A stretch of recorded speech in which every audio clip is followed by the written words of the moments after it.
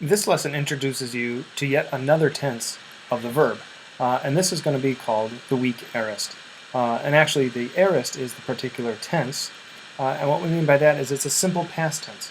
So instead of the imperfect, which was the progressive, ongoing, incomplete past, I was walking, the aorist is going to be the simple form of this, the simple past. I walked, right? Or whatever. So ed is going to be our aorist. Remember, it's simple, and simple refers to its aspect. It's how it's viewed by the speaker. So we just mean the simple verb idea in the past. And the weak, this part, is going to refer to its form. If there's a weak form, there's also a strong form, and each verb is going to have its particular type. Now, how do I know whether it's a weak, or sometimes it's called first versus second? So we're looking at the weak first aorist as opposed to the strong second aorist. We'll look at that later. How do you know if it's a weak or first aorist? Well, the principal parts of the verb will tell you. So the first thing you need to know is that you have to ask, is this a weak aorist or a strong aorist? And a way to tell if it's a weak aorist is to look to the third principal part. This is your aorist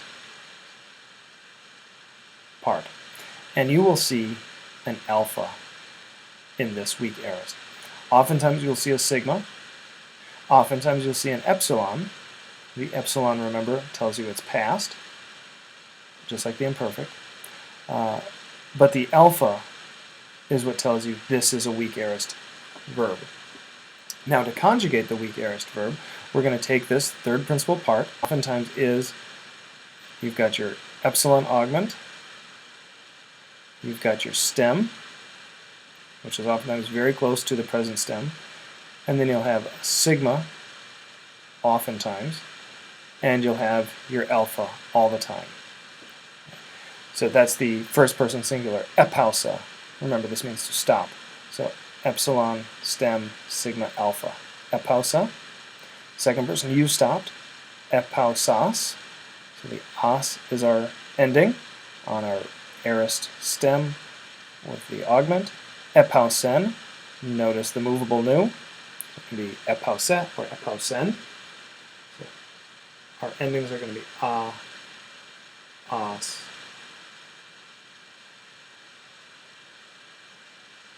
as, as, epausamen, epausate, epausan. So you'll notice some patterns here already. The first person plural and second person plural has that familiar men and te. You're going to see the alpha throughout.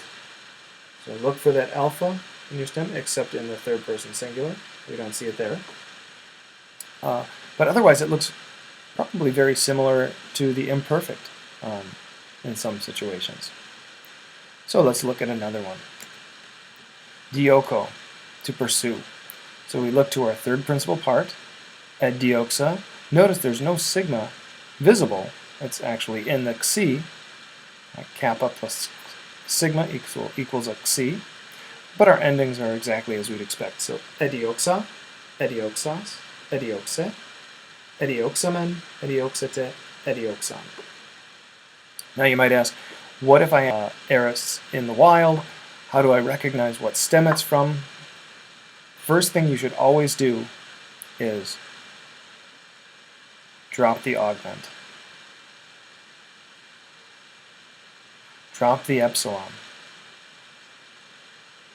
And then see what you're left with. You've got dio. Dio. If you look this up in a dictionary, you'll come awfully close, and you'll be able to perhaps deduce, just by dropping that epsilon, what the stem actually was, so you can look up to see what it means. So, look to the epsilon to tell you it's past tense. Notice the alpha. Expect a sigma, but you won't always see it. And you know you're in the weak aorist system.